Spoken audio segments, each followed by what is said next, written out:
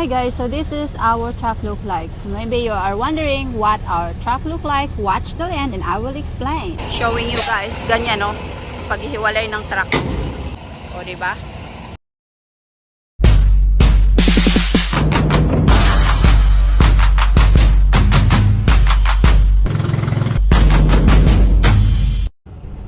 Hi guys, so for today's video, ayan, mag-i-explain tayo kung ano nga ba ang aming pinagmamanihoan na truck, kung anong klase dahil ibang-iba po sa Pilipinas.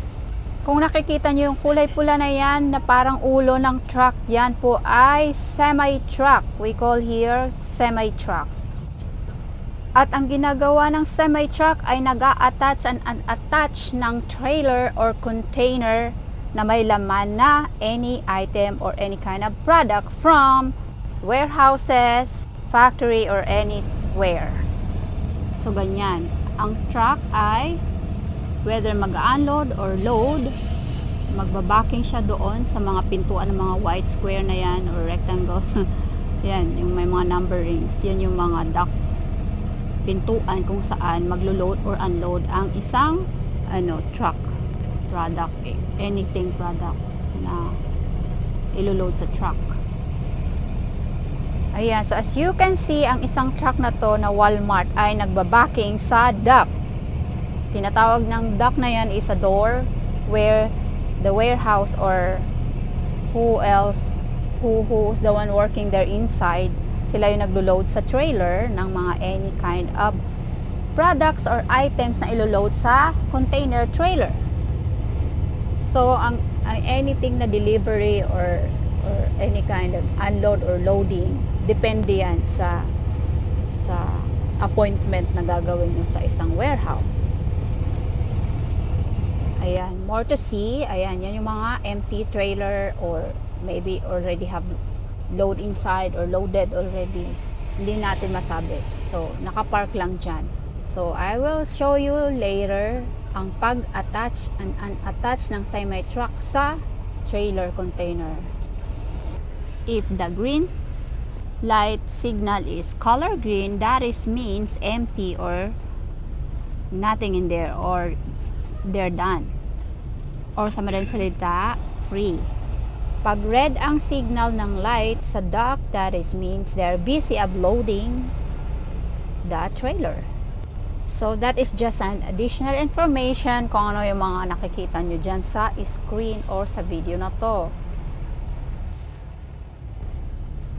What we're doing here is we just drop our trailer, empty trailer, and now we are cracking the ano nga bang tawag dito? Basta cracking the trailer para ma-unattach namin sa semi-truck. Hindi yan mabigat guys. Sometimes trailer is heavy, look like heavy and hard to crank because trailer is already old. So that's why at first si Joe muna ang nagka-crank and then when it's already easier, then I'll do myself already. This is a workout. Chris is getting her workout in this morning. And I volunteer myself to do this because I want also to have a little bit exercise, at least exercise. I'm not just sitting inside the trucks. Of course, I don't want to get fat. There it goes. Now it got easier. Watch till end dahil ipapakita ko rin yung loob ng truck na ito.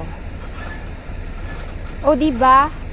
It's really different in the Philippines. The truck in the Philippines is already attached to the truck. It's whole. Isang buong truck siya talaga. Hindi siya attachable.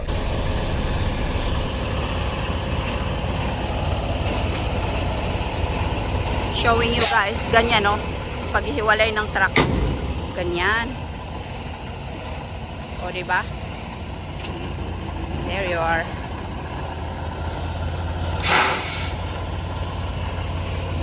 O diba? Yun. Ito naman yung pag-hook. Paano i-hook yung truck.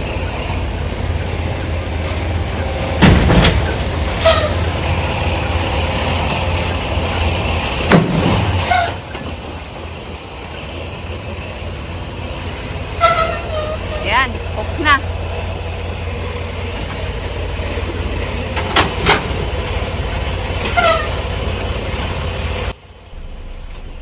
after ma-attach or ma-hook yung semi-truck to the trailer, ayan, mag-a-attach na si Joe ng mga lights. Signal lights. And again, magka-cracking na naman kami sa trailer to lock the trailer sa semi-truck.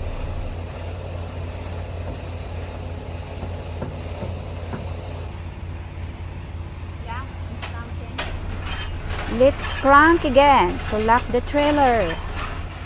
Paaangatin natin ito. You will see that later.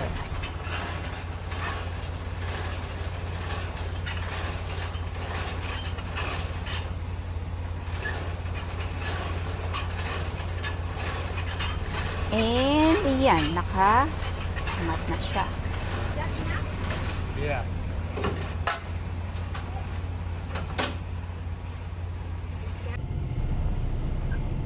Ayan. Loaded na yung trailer na yan and ready to go. Buo na yung trailer. Nakaatas sa semi-truck. Okay, tara, let's biyahe na tayo. This is the day that the Lord has made. This truck, they called it here switcher. Switcher truck. Naglilipat ng trailer from dock to the parking, kung saan yung mga loaded and unloaded, sila yung nagpa-park sa loob ng factory premises.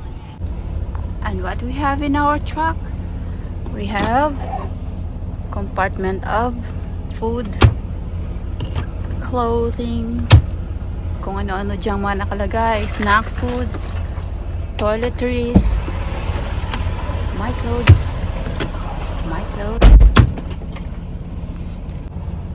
O diba parang camper, uso dito sa US yan, camper.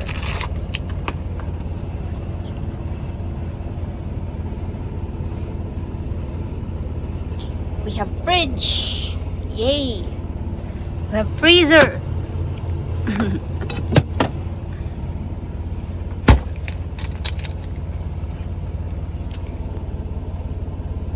So ano pang meron dito? Here is clothes. Dahil Friday ngayon at 1 week mahigit na, ayan, konti na lang yung clothes ni Joe, yung damitan. Pero actually pag bagong laba hanggang diyan. Socks like that. This is our fridge. This is our utensils here. Ayan. We have also microwave. Here, our microwave. Ayan. May sangkalan ako. Chopping board. And I chop here. Sa baba ng closet ni Joe. This is closet. We have here another compartmenting for our condiments and for cooking stuff. Ayan. We have our ladder here.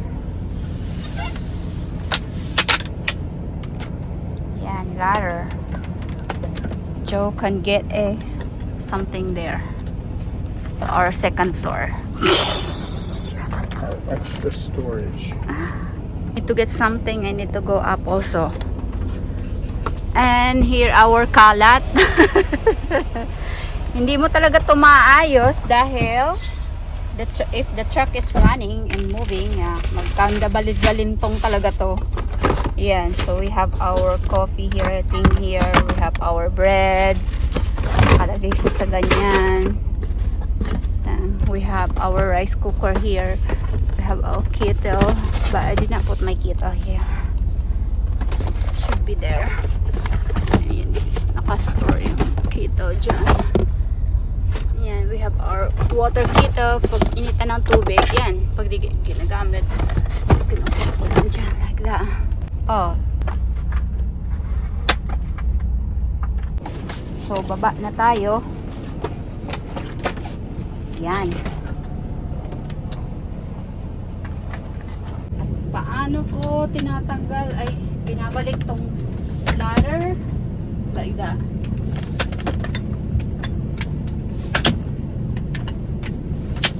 Like that. nagtataka, meron kaming bed, double bed. Dalawa kami ni Joe dito sa kasya. So, as you can see, makalat. Hindi kami nag-ayos kasi nagmamadali kami this morning. So, yan. We have our, yan, dalawa kasya dyan. Oh, dalawa unan. Oh, diba? Yan. In our blanket, we usually fold here in the end kasi summer ngayon, hindi man namin nagagamit yung comforter. Kaya nilalagay namin dito sa dulo. Sorry naman, makalat. And meron kaming TV, guys. Netflix, like that, 'di ba? Nag-Netflix kami noon sa gabi. Fridge, ako ay magluluto ng sausage today. Ayan. Andito yung aming mga meat.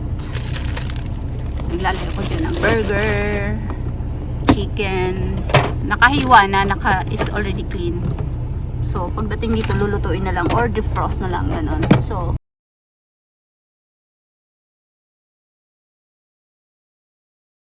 thank you for watching!